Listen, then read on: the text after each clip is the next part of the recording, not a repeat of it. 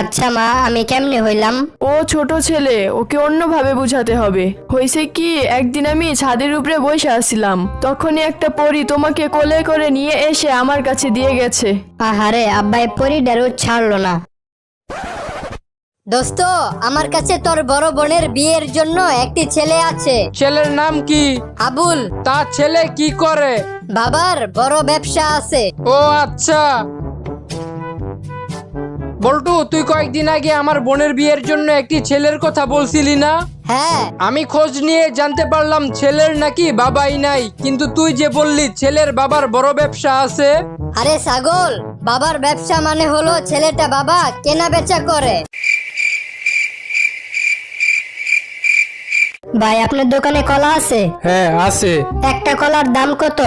10 টাকা। ভাই, আমি 7 টাকা দিব, আপনি কি কলাটা দিবেন? দূর মিয়া, আপনি শুধু 7 টাকা দিয়ে কলার চুলকা পাইবেন। তাইলে এক কাজ করেন ভাই, আপনি কলার চুল কাটা রাইখা 3 টাকা দিয়ে আমারে কলার ভেতরের টুকু দিয়া দেন। আচ্ছা, তুমি তো আমাকে বিয়ের আগে পাগলের মতো ভালোবাসতে, এখন বাসো না কেন? কারণ এখন আমি সুস্থ হয়ে গেছি।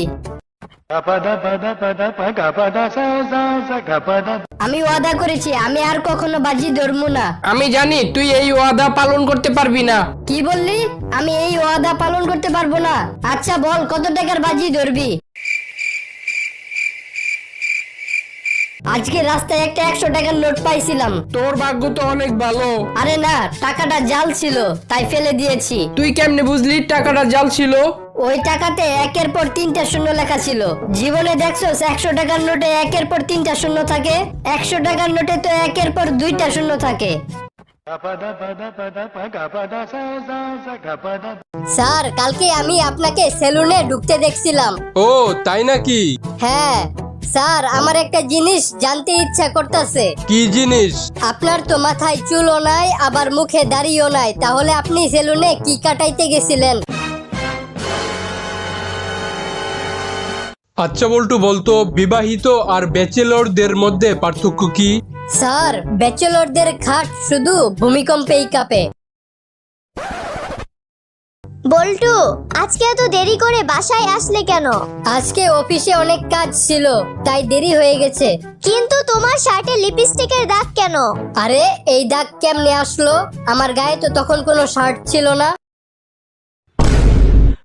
জানোস দোস্ত, আজকে আমার সর্বনাশ হয়ে গেছে। কি হয়েছে? আমাদের বাসার নিচের তলায় জিফান নামে একটা অন্ধ লোক থাকে, তোর মনে আছে? হ্যাঁ মনে আছে। আজকে আমার বউ গোসল করতেছিল, হঠাৎ করে কলিং বেল বেজে উঠে।